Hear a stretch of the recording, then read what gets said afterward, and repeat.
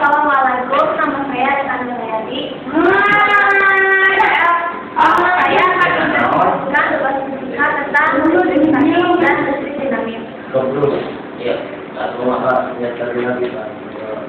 Listrik statis adalah energi yang dikandung oleh benda yang bermuatan listrik. Muatan listrik benda tersebut dapat positif maupun negatif. Bila diperinci lebih dalam lagi, semua zat itu dibentuk dari sejumlah atom. Tiap-tiap atom memiliki inti atom yang terdiri dari elektron dan proton yang mengitarinya. Proton memiliki muatan listrik yang positif, sedangkan elektron memiliki muatan listrik yang negatif. Yang mana tadi? Salah satu contoh untuk menghasilkan listrik statis dalam kehidupan sehari-hari ialah dengan menggosokkan penggaris plastik dengan kalimol. Ini adalah gambar dari contoh listrik statis. Satu interaksi antara dua muatan listrik atau lebih. Sebuah benda dikatakan bermuatan listrik jika benda itu menerima tambahan elektron atau kehilangan salah satu atau lebih elektronnya. Benda yang kehilangan salah satu atau lebih elektronnya disebut bermuatan positif. Sedangkan benda yang menerima satu atau beberapa elektron disebut bermuatan listrik negatif. Jika antara dua muatan listrik bertemu atau berdekatan, maka akan terjadi gaya listrik atau gaya Coulomb. Sesuai dengan nama orang tentang gaya listrik dan disebut juga Coulomb. Jadi di mana ya? Medan listrik.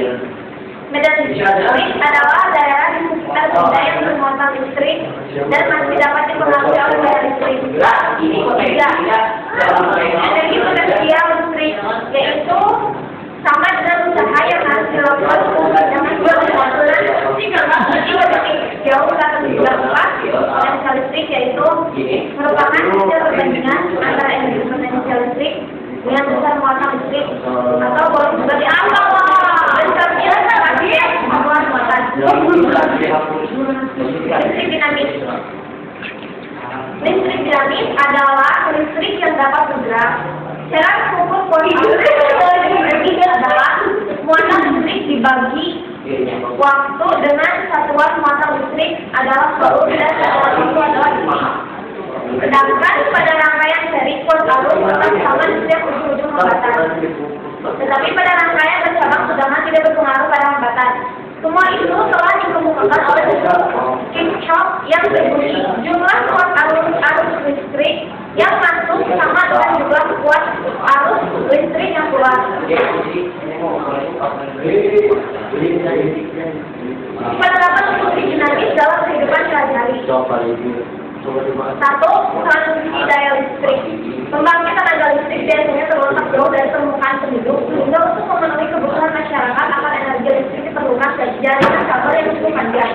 Dengan kapasitas daya tertentu, ada dua pilihan cara mentransmisikan daya listrik dari pembangkit listrik ke permukaan penduduk.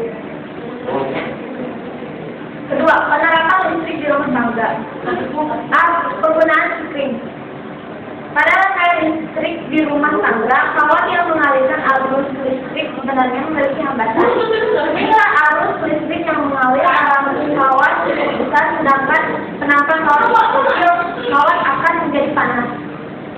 Salah satu resiko hal semacam ini adalah terjadinya kebakaran. Kawat pematar yang relatif besar mampu menahan arus yang relatif besar pula tanpa menjadi terlalu panas. Jadi ada ukuran atau batas aman kawat pengantar sehubungan dengan besar arus yang akan dialirkannya. Pemancar peralatan secara paralel. Rangkaian listrik di rumah biasanya dipasang secara paralel. Ini karena dalam rangkaian paralel, setiap peralatan atau yang memiliki hambatan tertentu akan mendapatkan tegangan yang sama besar. Dalam rangkaian paralel tidak terjadi pembagian tegangan.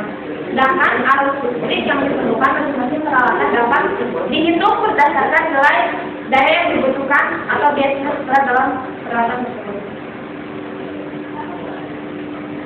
Terima kasih, semoga bermanfaat.